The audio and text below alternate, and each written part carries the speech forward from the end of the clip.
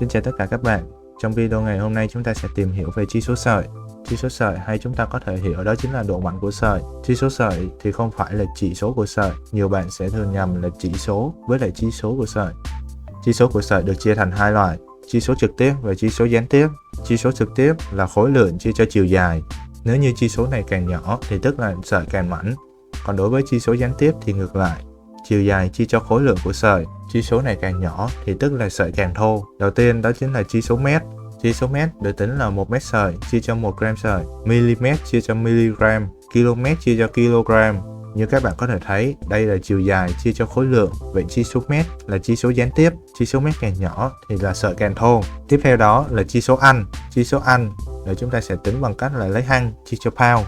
Và một hăng là tầm 840 do. Thường thì mình sẽ đổi chi số Anh qua chi số mét để cho dễ liên tưởng. Để đổi thì chúng ta lấy chi số Anh nhân với 1,7. Như các bạn có thể thấy là chi số Anh là lấy chiều dài chia cho khối lượng, cho nên chi số Anh cũng là chi số gián tiếp. Sau đây là chúng ta sẽ có ví dụ. Ví dụ là một sợi có chi số mét là 40. Vậy thì tức là 40 mét sợi này sẽ nặng 1 gram.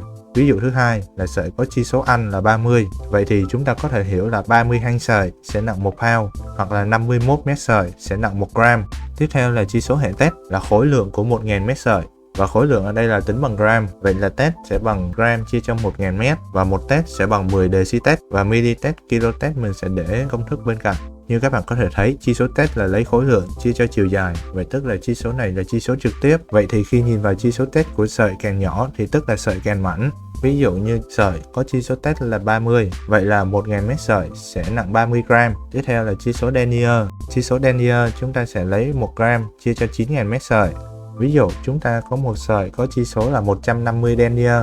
Vậy có nghĩa là 9000 mét sợi này sẽ nặng 150 gram. Ngoài ra chúng ta còn có chi số dành cho len là chi số Bradford count, hay còn được gọi là chi số S. Chi số S được tính bởi hăng chia cho pound, nhưng mà hăng ở đây là tính là 560 do. Để dễ liên tưởng thì mình sẽ đổi chi số S này qua chi số mét. Chúng ta sẽ lấy chi số S nhân với 1,24. Ví dụ sợi len có chi số S là 60. 60 hăng sợi sẽ nặng 1 pound, nhưng mà hăng ở đây là được tính là 560 do. Hoặc là để dễ tưởng tượng thì mình sẽ đổi qua chi số mét. 74,4 mét sợi sẽ nặng 1 gram.